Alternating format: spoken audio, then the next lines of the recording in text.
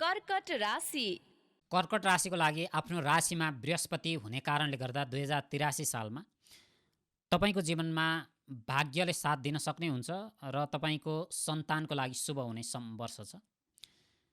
तपाईँको एजुकेसनको लागि शुभ हुन सक्ने समय देखिन्छ र तपाईँको वैवाहिक जीवनमा एकदम राम्रो हुन सक्ने वा विवाह हुन सक्ने समय हो।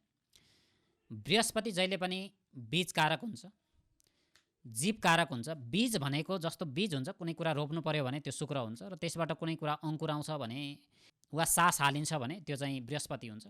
त्यसैले बृहस्पति सफल बनाउनको लागि तपाईँले जीवजन्तुको माया गर्ने अथवा चाहिँ तपाईँले बीज अङ्कुराउने चिजहरूलाई चाहिँ रोप्नुभयो भने, सिमीहरू रोप्नुभयो, बिउहरू छर्नुभयो भने, अथवा चाहिँ प्रकृतिलाई हराभरा बनाउने कोसिस गर्नुभयो वा किसानको कामहरू गर्नुभयो भने चाहिँ तपाईँको लागि एकदम राम्रो हुन्छ। सागहरू रोप्नुभयो वा कुनै पनि अङ्कुराउने कुरा रोप्नुभयो भने चाहिँ तपाईँको जीवनमा एकदम राम्रो हुने हुन्छ।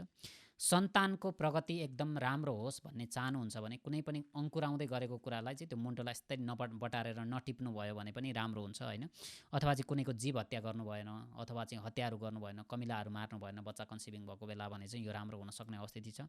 बच्चा कन्सिभिङ हुन सक्ने हुन्छ, नयाँ लभ पार्टनरहरू पाउन सक्ने हुन्छ, नयाँ किसिमका सम्बन्धहरू बन्न सक्ने हुन्छन्, होइन। विवाहहरू हुन सक्ने हुन्छ। यो फरक फरक तरिकाले आफ्नो एज अनुसार हुन सक्ने स्थितिहरू देखिन्छ। तपाईँको शरीरको स्वास्थ्यलाई एकदमै ख्याल गर्नुपर्ने हुन्छ। बारम्बार हस्पिटल जानुपर्न सक्ने स्थितिहरू पनि छ। केही कुराले चुनौतीहरू लाइफमा आउन सक्ने हुन्छ वा आकस्मिक कुनै समस्याका स्थितिहरू पनि छन्। शरीर हानिलाई लिएर केही बाध्यात्मक परिस्थिति वा अलिकति अकारक समय भएको कारणले गर्दा बारम्बार भगवानको नाम जप गर्नाले तपाईँको लागि राम्रो हुन सक्ने हुन्छ। ध्यान गर्नुभयो, मेडिटेसन गर्नुभयो भने राम्रो हुन्छ। मन अशान्त हुन सक्ने समय भएकोले गर्दा मनलाई पनि व्यवस्थित गर्न सक्नुहुनेछ। तपाईँलाई व्यापार व्यवसाय चाहिँ मलाई लाग्छ जहाँसम्म एकदम राम्रो हुन्छ। इन्भेस्टमेन्टहरू राम्रो हुन्छ। आर्थिक प्रगतिहरू एकदमै राम्रो हुन्छ। तपाईँको भाग्योदय हुन्छ र कर्म जति मेहनत गर्नुहुन्छ त्योभन्दा केही गुणाहरू बढी पाउन सक्ने समय पनि छ। नयाँ किसिमका खुसीहरू पनि प्राप्त हुनेछन् र पार्टनरलाई पनि राम्रो देख्न सक्ने, पार्टनरको पनि आफ्नो लाइफ पार्टनरको पनि जीवनमा केही प्रमोसन हुन सक्ने समयहरू देखिन्छ र लाइफ पार्टनरको अहङ्कारहरू बढ्न सक्ने वा उसको एकदमै धेरै यात्राहरूका स्थितिहरू पनि बन्न सक्ने हुन्छन्। मनमा केही कुराहरूले डेरा जमाउँदाखेरि मन अशान्त भएर चाहिँ आफूलाई वैराग्यको स्थिति पनि आउन सक्ने हुन्छ। कतै हिँडिजाउँ या कतै उफ्रिजाउँ या चाहिँ केही गरिहालौँ या भन्ने हुन्छ। विदेशमा बस्नुभएको छ भने ओभर थिङ्किङ गर्नुहुन्छ या यस्तो केही छ भने तपाईँले आफूलाई मेडिटेसनको माध्यमबाट राम्रो गर्न सक्नुहुन्छ। जीवनको एउटा मात्रै उद्देश्य हुन्छ, यो जीवन जन्मिनको, होइन। तपाईँ जे चाहनुहुन्छ, तपाईँको मस्तिष्कले जति कुराहरू भन्छ त्यो तपाईँले नपाउन पनि सक्नुहुन्छ कि।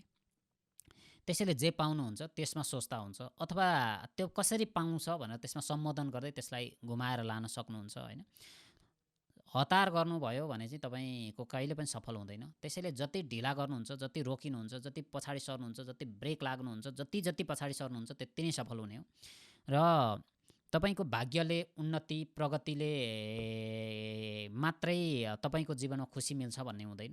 त्यसैले खुसी मिल्नको लागि चाहिँ मनभित्र कुनै किसिमको सही कुराको बिजारोपण हुनुपर्छ। तपाईँले 10जना व्यक्तिलाई एजुकेसनको क्षेत्रमा अथवा कर्णालीतिर बच्चाहरूलाई चाहिँ पढाउनको लागि पैसा पेमेन्ट गर्नुभयो, 4 वर्ष उनीहरूले पढ्यो भने तपाईँलाई जब एन्जाइटिक्सको टाइम आउँछ वा डिप्रेसनको टाइम आउँछ त्यतिखेर तपाईँलाई के लाग्छ भने मैले 10जनाको जीवनमा एकदम राम्रो गरेको छु कि अब मलाई केही हुँदैन भन्नुभयो भने तपाईँलाई त्यो कुनै पनि ग्रह लाग्दैन, कुनै पनि नेगेटिभ हुँदैन कि। तपाईँ एकदमै मस्तिष्क तपाईँको राम्रो हुन्छ। किनभने अर्कालाई वा टाढाको व्यक्तिलाई गरेको सहयोग वा हृदयले चाहिँ कुनै आशा नराखिकन गरेको सहयोगले चाहिँ व्यक्तिको डिप्रेसन हुनबाट जोगाउँछ। डिप्रेसन यस्तै मात्रै व्यक्तिलाई हुन्छ जसले म आफै मात्रै खाउँ भनेको हुन्छ र जीवनमा अरूलाई सेवा गर्ने व्यक्तिको जीवनमा चाहिँ आजसम्म डिप्रेसन भएको रेकर्डै हुँदैन। यो आफू मात्रै खाउँ वा मेरो परिवारले मात्रै खाओस् वा वरिपरिको साथीले मात्रै खाओस् भनेर जसले सोचेको हुन्छ त्यो व्यक्तिको जीवनमा चाहिँ बार मस्तिष्कमा चाहिँ ओभर थिङ्किङले हान्ने हुन्छ। म यो गर्न सक्छु या मैले वरिपरि साथीभाइलाई यो गरेको छु, मेरो परिवारलाई यो गरेको छु, मेरो यो गर्ने हुन्छ। यसले चाहिँ केही पनि दिँदैन। वरिपरिको परिवारलाई तपाईँले स्वयं सिद्ध गर्ने हो। जब तपाईँ टाढा जानुहुन्छ, नचिनेको ठाउँमा जानुहुन्छ, त्यहाँनिर पढाउनुहुन्छ, उनीहरूको परिवारको लागि उक्सिनको लागि सहयोग गर्नुहुन्छ र त्यो परिवारसँग डिट्याच हुनुहुन्छ वा चाहिँ 15-20वटा परिवारलाई गर्नुहुन्छ र त्यहाँबाट तपाईँ निस्किसकेको हुनुहुन्छ र अरू परिवारलाई गर्न थाल्नुभयो भने चाहिँ तपाईँलाई कहिल्यै पनि यो लाइफ टाइम सुख रहिरहन्छ कि। खुसी रहिरहन्छ कि तपाईँ एकचोटि आफूलाई निहालेर हेर्नु, तपाईँलाई समस्या पर्नको कारण चाहिँ तपाईँले चिनजानभित्र मात्रै सहयोग गरेको कारणले गर्दा यस्तो भएको हो कि यो चाहिँ जीवकारक ग्रह बृहस्पतिले भन्ने कुरा हो। यो चाहिँ बृहस्पतिमा 4वटा कुरा हुन्छ, जप, तप, दया, दान, होइन? यी चारैवटा कुरा गर्न नसकेपछि कुन बृहस्पति कहाँ छ त्यही हिसाबले गर्ने हो। जप तप गर्ने हो, तपाईँको लग्नमा छ, कुनै कुरालाई तप्ने हो कि कुनै पनि कुरामा तपेर निरन्तर मेहनत गरेर चाहिँ अगाडि बढ्नुभयो भने यो तपाईँको लागि एकदमै शुभ हुनसक्ने समय छ। र सबै कुराले तपाईँको जीवनमा सफलता भए पनि हेल्थलाई केयर गरेर अगाडि बढ्नु भयो भने असाध्यै राम्रो हुनेछ। विवाह, सन्तान, भाग्य उदय, देश विदेशको यात्रा, नयाँ जब, करियर, सामाजिक जीवन, एजुकेसन, यावत क्षेत्रमा सबै कुरामा कर्कट राशिको लागि शुभ देखिन्छ र विदेशमा सर्वाधिक शुभ देखिन्छ।